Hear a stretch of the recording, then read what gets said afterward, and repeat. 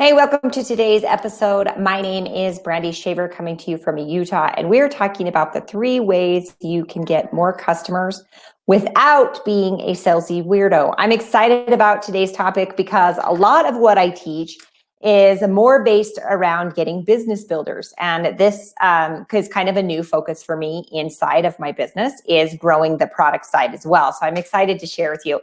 So number 1, the problem is that when we post on social media or we are using social media, a lot of times we're not taught how to get customers without being a salesy weirdo. And you know what I mean by salesy weirdo, right? Let me know in the comments, because it is definitely something that you've probably run into. And if you know anyone that is maybe, I don't know, posting up on their news feed, right? Or on social media about their products, about, join me now and join me, I need to make the next rank or whatever. It kind of comes off wrong.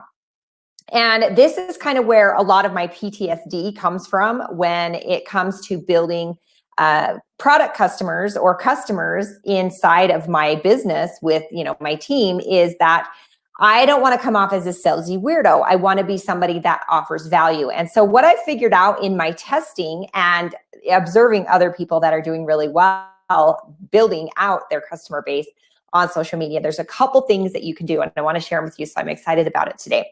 All right. So number 1 is you can demo your product. Now, when I say demo your product, I mean like a quick live video on your product, and not talking about what the product is or what the product, where it comes from or how much it costs or any of that stuff, but actually talking about what the product does, the benefits of the product. Okay. And maybe just even showing like what it does. For instance, we have a prebiotic that we have in my company.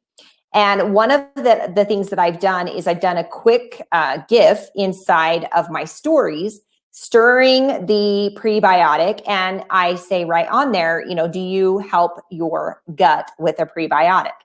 And then you have, a poll. So in stories, it's a lot more, what's the word I would say? It's a lot more like non-salesy, especially when you are layering in with other things. And we're going to talk about that here in a second. So demoing your product. And I actually seen or saw, whichever way do you say that? my daughter is not here to correct me. So the other day, one of my teammates did a demo on a prebiotic, and she did it on as a live video on her newsfeed.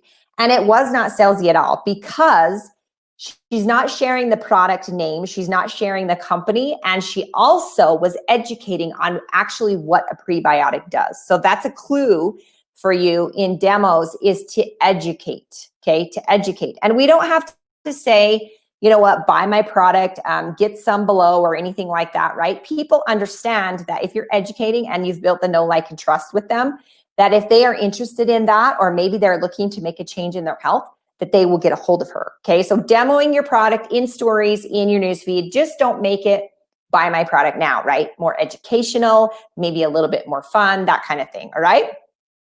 Number 2, and this one I actually have been testing, and I love this way of doing it, is using testimonials of other people. Okay. Now, when I say testimonials, they have to be FTC compliant. Like, you want to make sure that you are not talking about any sort of disease, any sort of, prescriptions, like anything like that, right? Your product, if it comes from a company where you build teams and you move products, you have to make sure that you're compliant. So if you don't have training on that, let me know. I guess I could do a training on that to teach you that as well. But just know that using testimonials are powerful. Remember, stories sell, facts tell, stories sell. Okay. So that's how you want to remember. Now, just make sure that the story is compliant. We don't want to be talking about our disease that we had, and then we took these products and now we're cured, right? That's not compliant. You want to make sure that you understand how to build a testimonial.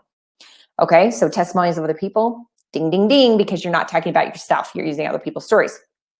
The last one, the third way to get more customers inside of your business, inside buying your products, is using your own story, And again, this is going to be where it's something that you are going to have to stay FTC compliant.